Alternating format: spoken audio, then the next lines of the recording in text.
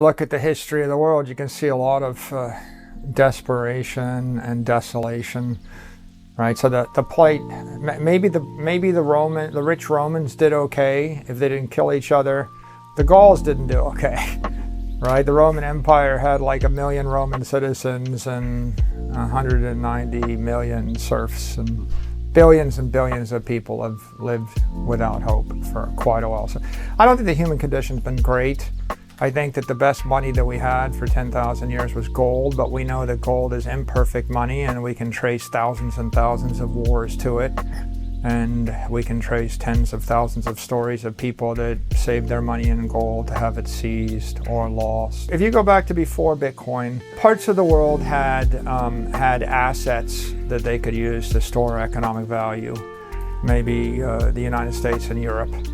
But there are parts of the world like South America and Africa that not in thousands of years have actually had proper property rights. You know, if you're an anarchist, you would like for there to be no companies and no countries and no governments, but I don't believe that's practical, and that's not going to happen anytime in the near future.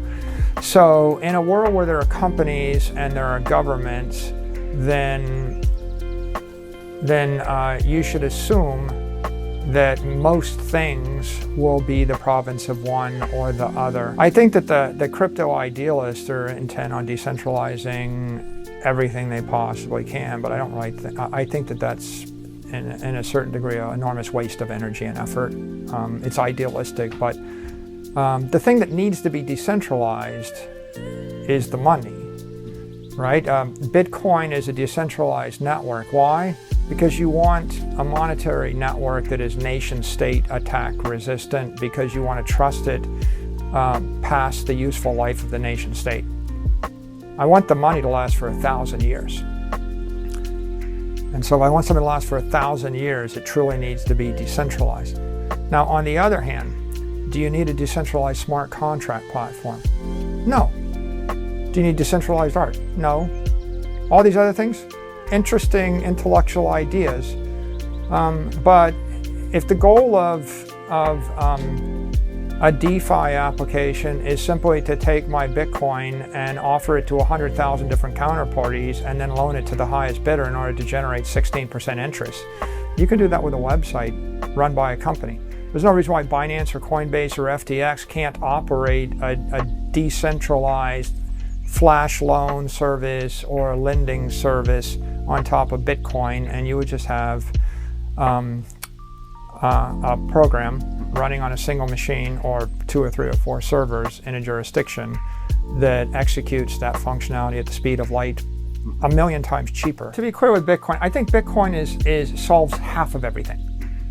Half of all the problems the human race face have to do with energy balance and economic balance and money, property, and energy. And Bitcoin represents a digital transformation of money, property, and energy.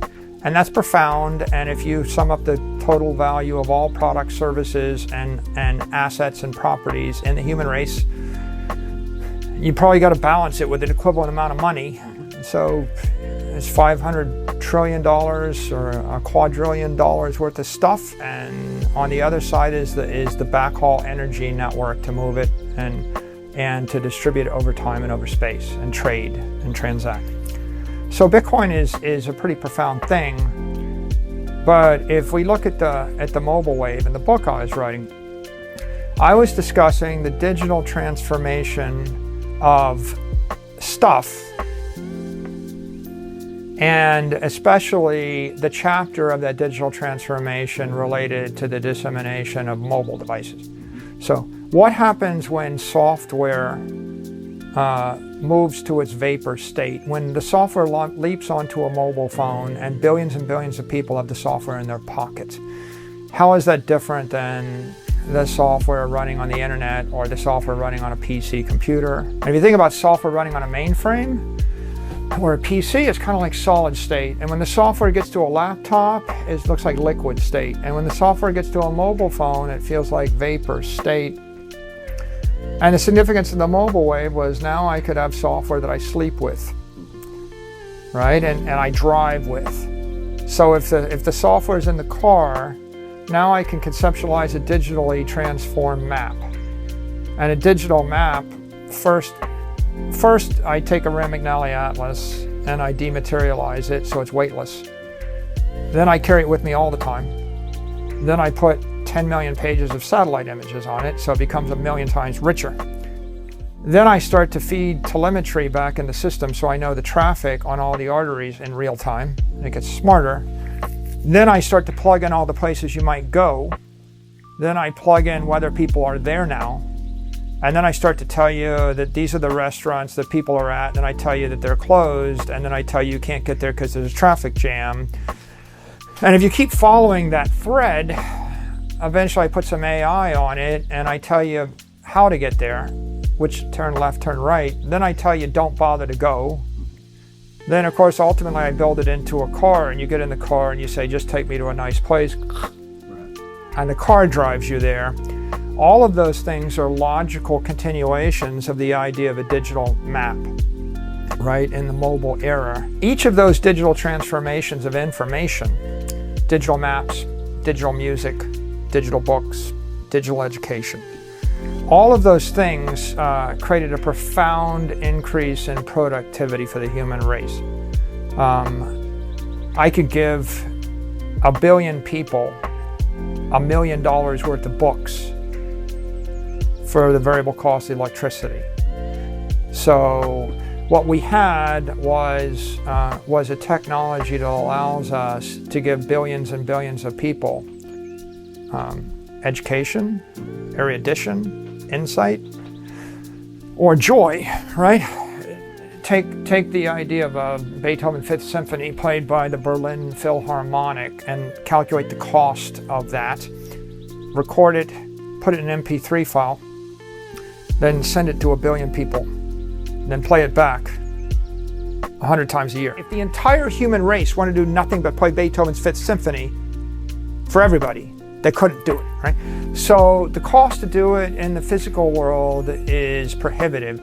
And in the digital world, I can give everybody in the human race every minute of the day in the palm of their hand, every great symphony composed by everybody. Now, what's that worth? Well, that creates trillion-dollar networks of Google, Facebook, Amazon, Apple, Microsoft. So we create an entire $50 trillion economy through the digital transformation of information when we mobilize it. But that entire wave, digital music, digital maps, digital messages that created the Apple, Amazon, and Facebooks, it didn't include the transformation of digital energy. And the fundamental difference between digital energy and digital information is encapsulated colloquial in the phrase Satoshi solved the double spin problem. Like, that's the lowbrow thing to say. But an engineer would say Satoshi figured out how to implement conservation of energy in cyberspace. The difference between me sending you the MP3 file and me sending you the Bitcoin file is the Bitcoin had $1 billion on it. And when I sent it, I lost it. But when I sent you the MP3 file and it had Beethoven's Fifth Symphony on it, I kept it and I could send it 1 million more times an hour. So it, and the history of science in general, or the history of technology, it's that you have to have a dose of humility with regard to these fundamental paradigm shifts. Because the people that solved the problem of flying through the air with the greatest of ease were bicycle mechanics. They were not aerospace engineers, they were not physicists, they were not mathematicians, they were not politicians, they were not billionaires, they were literally middle-class bicycle mechanics out of Dayton, Ohio. Not the place you would expect they would solve the problem, not the type of people. If you roll the clock back to another great innovation, the discovery of longitude on the ocean, how do we actually navigate across the ocean? It was the solution was attempted by the Newtonian professors of mathematics at Cambridge and Oxford, and they were PhDs, and none of them could solve the problem. Not Newton, not Newton's disciples, nobody. The problem was solved by John Harrison, who was an uneducated clockmaker.